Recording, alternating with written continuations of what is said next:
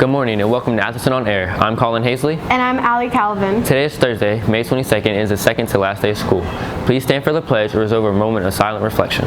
I pledge allegiance to the flag of the United States of America, and to the republic for which it stands, one nation, under God, indivisible, with liberty and justice for all. Here's what's trending.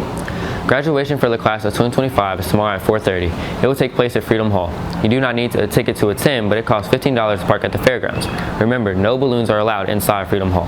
And don't forget, tomorrow, the seniors will walk through the halls of Atherton one last time. The class of 2025 senior walk will take place during second period tomorrow, so get ready to say your goodbyes.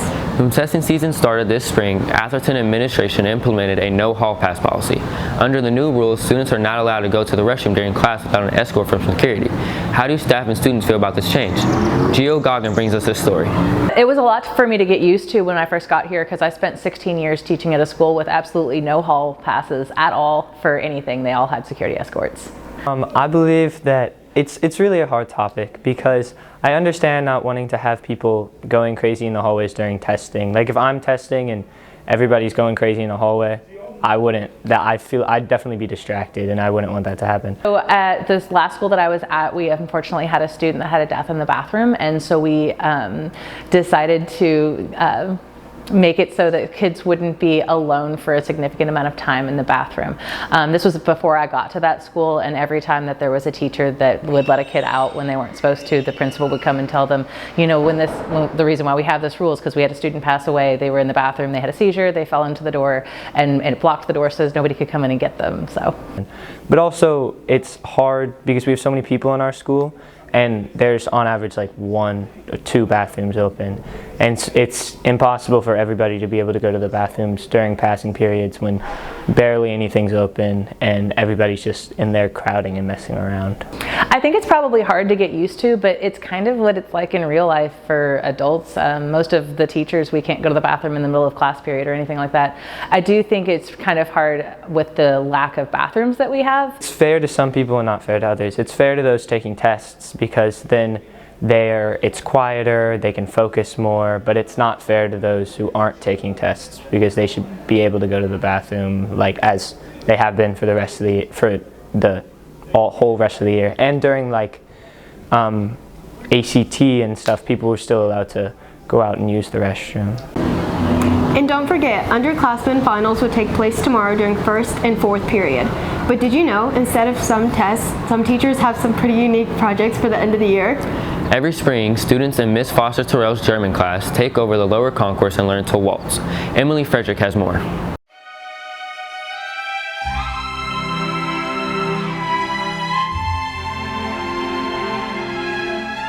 So Waltz was created by the Strauss family in Vienna in the mid to late 1800s. It was all the rage amongst young people, but it was also a forbidden dance for unmarried females. So because you were having to step much closer than was permitted before, and you actually had to touch more body parts than was allowed before. So eventually, but the young people loved it. Like, you know, in the 60s was a rock and roll, and you know, it's every decade has something, okay, that you're like not supposed to do, but you do because it's fun. It is a lot harder than I thought it would be. It takes a lot more stamina. I used to do dance in elementary school. This is harder than that.